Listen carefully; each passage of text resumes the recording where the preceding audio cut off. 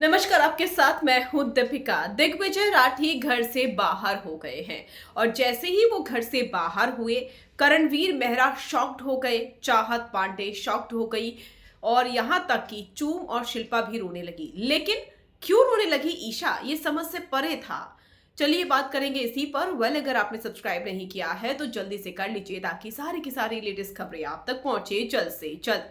हर season में कोई ना कोई इविक्शन ऐसा जरूर होता है जो कि अनफेयर होता है, गलत होता है और मेकर्स किसी एक दो कंटेस्टेंट को पकड़कर जमकर परेशान करते हैं मेंटली।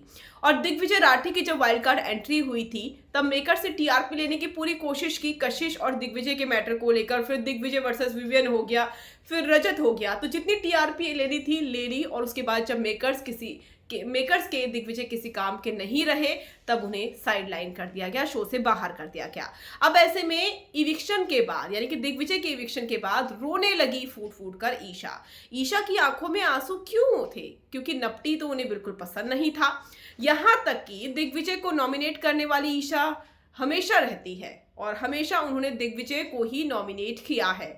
उनके साथ कशिश भी लपेटे में आती है, लेकिन दिग्विजय को जब आपने नॉमिनेट किया तो दिग्विजय के जाने पर आप रो क्यों रहे थे, ये समझ से परे थे।